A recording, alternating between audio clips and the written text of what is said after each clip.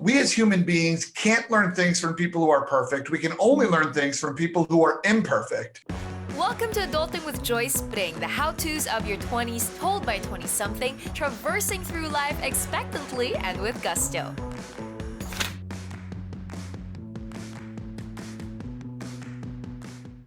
I think also that one of the things that could help a lot of people, whether you're an extrovert or an introvert, is finding a mentor and finding your community of people who actually believe in you. And I like that you talked with your one of your mentors, I'm guessing recently, Tom Kriegelstein. And I wanted to talk about now finding your mentor and finding that community. You also do retreats, and I see that you're connected with a lot of the speaking community. How do you find that? How do you find the confidence, and I guess how do you connect with people who can mentor you and who can be on your side in a community? First off, Joyce, so beautifully put, right? Like finding that mentor is sometimes really powerful. A lot of people think that strength is going at it alone. So when it comes to finding mentors, the way I personally look for mentors is I look for individuals that are like 2 or 3 years ahead of me. And so a lot of times people are like, okay, here's what I want to do. Who are the icons in this field?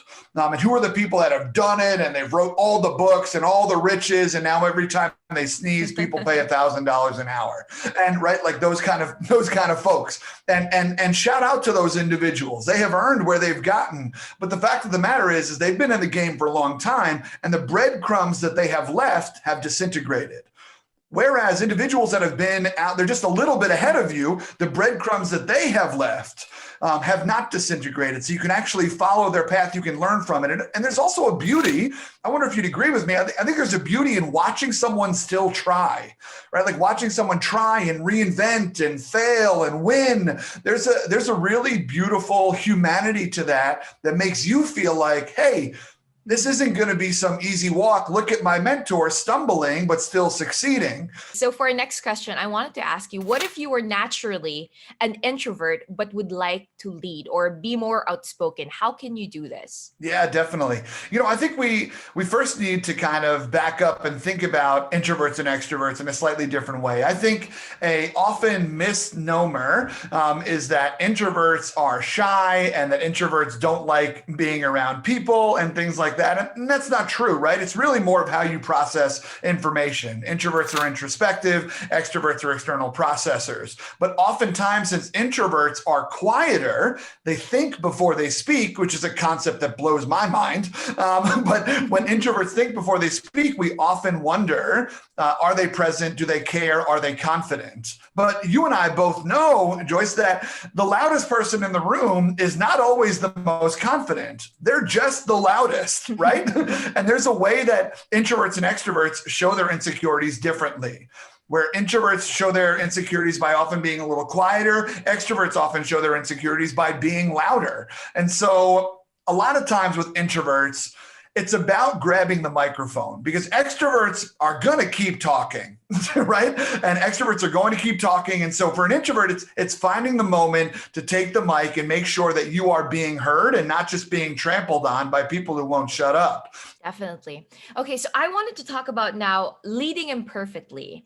Tell us more about, your career, the podcast Diner Talks, and the first book that you wrote. Yeah, exactly. Yeah. So I wrote a book called Leading Imperfectly. It's about the role that authenticity and vulnerability play in leadership. It's kind of about this concept that we as human beings can't learn things from people who are perfect. We can only learn things from people who are imperfect. So when we lead, how are we leading through our stories, not leading through trying to be the perfect person and trying to make sure that we're not somebody who messes up or does anything wrong. There's actually a really powerful learning moment and team building moment in sharing those imperfections. And so that's what I encourage leaders oftentimes to do is to lead with that vulnerability. But oftentimes vulnerability, we see it as a weakness when in fact, it's a huge strength. Vulnerability takes courage and leaders are courageous. You are courageous. And so that's kind of where that came from. I want to backtrack a little bit, with authenticity and vulnerability. That's really something that's counterintuitive for a lot of people. Like when you think about being confident and courageous and leading, you would you would think about not talking about your vulnerabilities and not being authentic because you don't want to talk about those I think we would call as weaknesses. So how do you deal with that? How do you actually find and change your mindset to think that vulnerability and authenticity could be powerful in your leadership, whether you are an introvert or an extrovert? Yeah. Yeah, exactly. And you're right. It is something that is often perceived as weakness. But let's be honest really quick. It is easier to not ask for help than it is to ask for help. It is easier to avoid and compartmentalize than it is to own and confront. So Mhm. vulnerability again takes courage. And so, but we often flip it the other way. And that's not right, right? That's not right. Those are insecurities that are talking. A lot of times with the authenticity and vulnerability, how do we start to implement that into our world?